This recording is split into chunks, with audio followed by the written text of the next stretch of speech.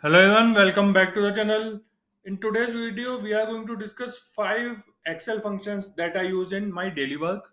Also, I will tell you what are the SQL equivalent of those, that if you have to do the same thing in the SQL, if your data is in SQL, how you will do it.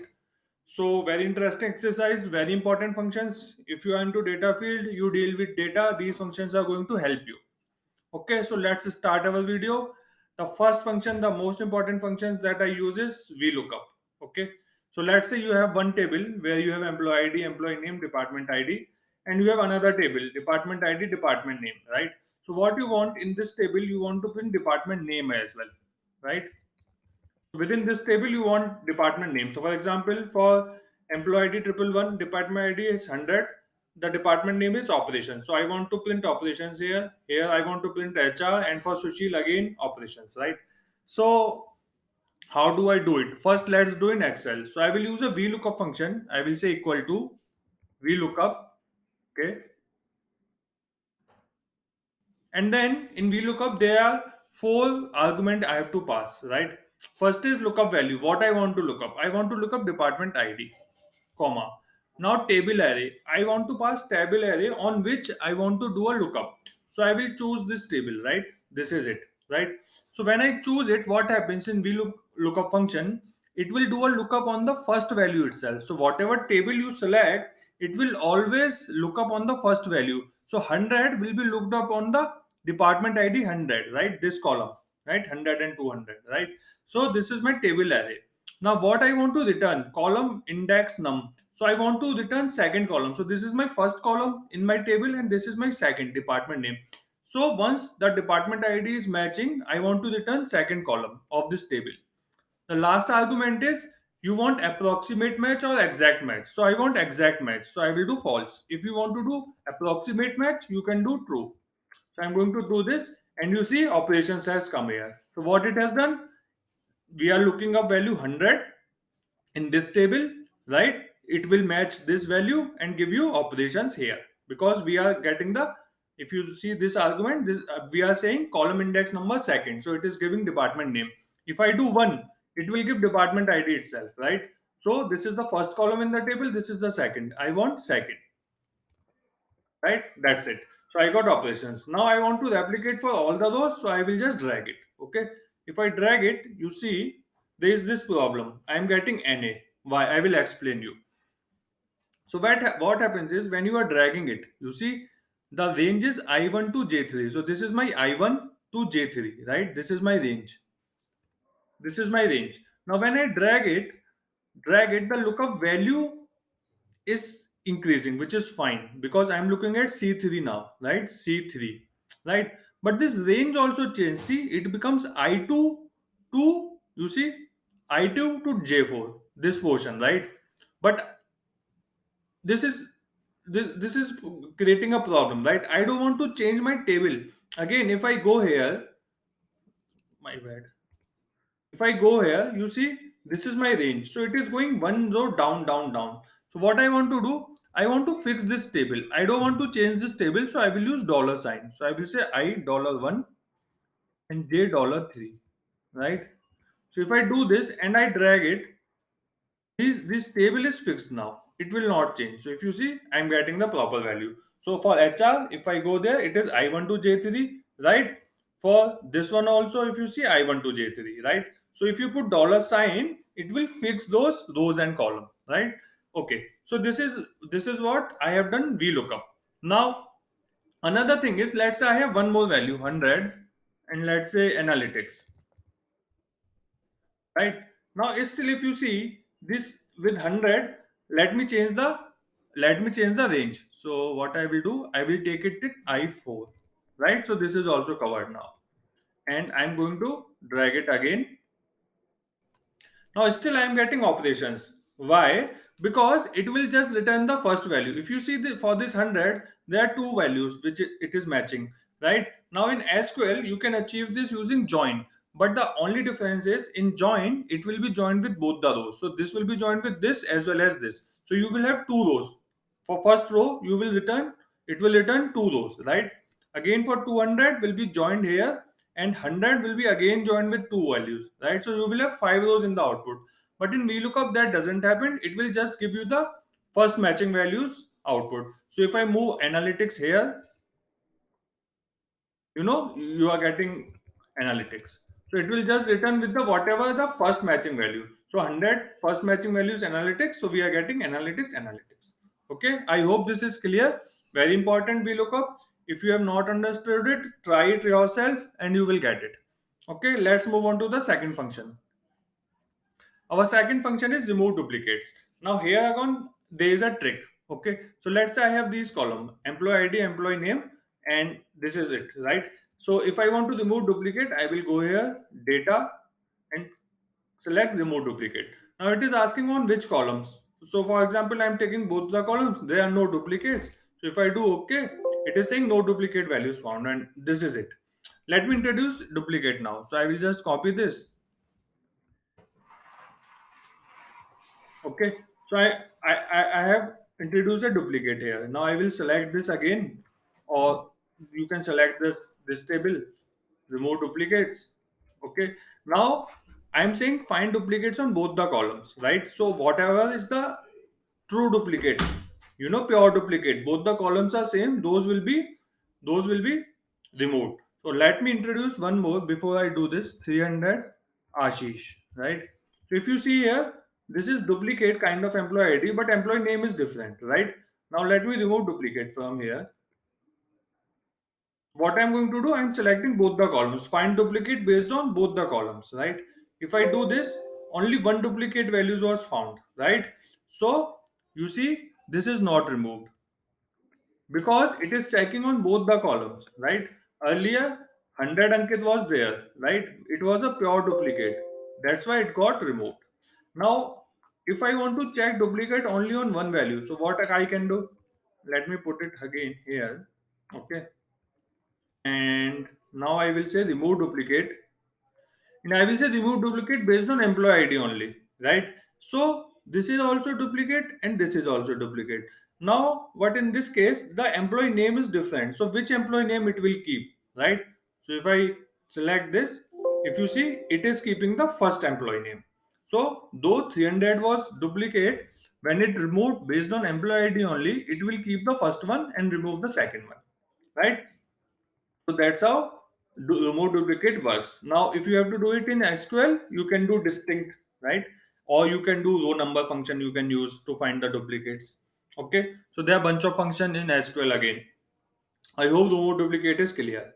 Okay, let's move on to the next function. Now here, let's say you have some order data or some data, right, which have some numerical values, sales, some measures are there, and you want to see aggregated data. So, for example, I want to see how much sales was there for each season, right? How much sales were there for office supplies or technology, different category, right? So, how do I do in SQL? I do use group by, right?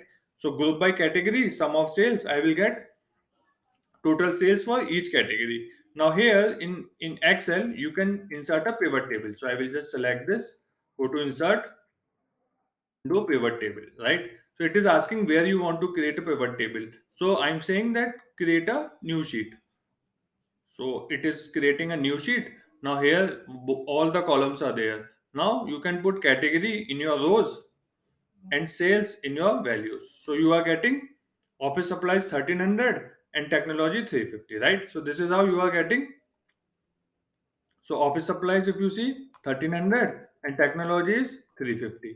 So if I go back to the pivot table, I got the same. So this you could have achieved in SQL using group by function. Okay, hope it is useful. Now other things also you can do. Let's say you want reason wise, just remove category and do reasons, right? Now other thing that you can do pivoting is you can just put category in columns. So you are getting that combination, that east season office supply 400, west season office supply 900. So now what you have done, you have put category in columns and reason in rows, right? And your values are sum. Now you can even change this sum. So go to value field settings, and instead of sum you can say count. I want count or minimum or maximum, right? Anything you can do. There are a lot of functions. So let me do average, and it will give me average, right? So it is giving me average. There is one row, so you are getting same.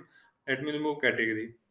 So this is my average and it will give you grand total as well, right? You can even put filters. So for example, let me put filter category filters. Now here you can say that I want which category, right? So I want all, or I want only office supplies. So I will say office supplies. So it will give me only office supplies related. So you can change filter from here, and if you want to select multiple items, you can check this and you can choose one or more items, right? So this is how you can do filter. So this filter is similar to where clause, and we have filters and rows, columns, and values. So there are four areas here. Okay, so this is very useful. So you have, whenever you have some data and you want to analyze, you want to aggregate, this pivot table is very useful. Okay, now let's move on to the next one. So next one is, again, you will be using day to day. So sometimes we have this kind of data, right?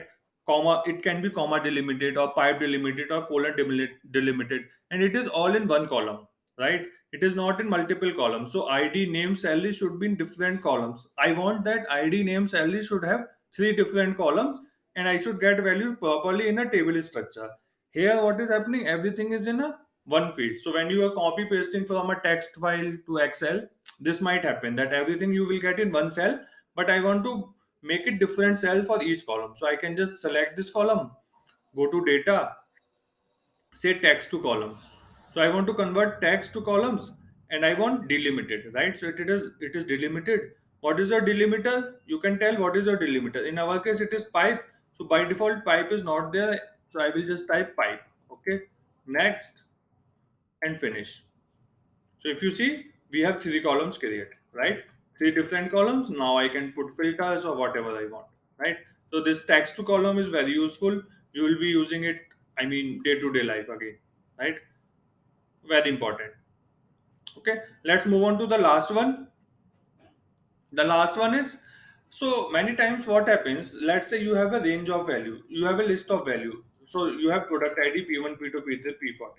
And sometimes what happens, you want to put this in clause. So that, let's say you want to run a query where you want to say select star from sales, right? Where product ID in, and you want to copy from Excel. In your Excel, those values are there. So this value should come like this: P1, right, comma P2, right? This is how it should come in your in clause, right? It should be in single quotes and comma separated, right? And that's how the SQL works. Now your values are in a column here, isn't it? Here, if you see, these are in a column. So how you will do? If you copy paste just like this, the single quotes and comma won't come. So what I will do, I will use a concat function here, concatenate. Okay, and I'm saying in double quotes, I will say I will put literal value. So I will say I must need a single quote, then I need a product, then again in double quotes you are saying one more single quote. 1 second. Okay, one more single quote and a comma, and close it. That's it, right? So if you see, I have got P1 in single quotes and then comma. Now if I drag it, everything is there. I can just copy it and paste it in my SQL editor. Now sometimes what happens, this list is very long. So if it is vertical, it won't come in your editor, or it will not look good. You want to make it horizontal. So what you can do, you can just copy it, right click, right, paste special, go to paste special, and say transport. Also we want to make it as value, not just formula, because it is a formula. If I just transpose it, so you see, I will get NaN. It is not coming properly because it is a formula. It is referring to this P1, this row, right? See, it is referring to F3 still. So that's why nothing is coming. So what I will do now? So what I will do now? I'll just go here again, paste special. I will say values and transpose, and that's it, right? So now you can just copy it and put it into your text pad or no SQL editor, and just put it in the in clause within bracket. Just remember one thing, that from the last value you have to remove the comma, right? And that's it. Now you copy this, and within brackets like this, you just copy paste it and it will work. Okay, so very useful. This is very useful. I use very frequently this thing, that concatenated with single quotes, and then just put a transpose and value, right? Now sometimes this value can be integer, so in that case you don't have to put single quotes, you just have to put comma and transpose it, right? That's it. Now this is important here. When we want to give some literal value here in Excel, we have to provide in double quotes. So in double quotes this single quote is there, then the actual value, then again in double quotes I have put a single quote and a comma, and that's how it is working, right? And I then dragged it up, right? Okay, so hopefully this video was useful. Do like the video and let me know if you want more videos on Excel. Thanks for watching it. Have a good day.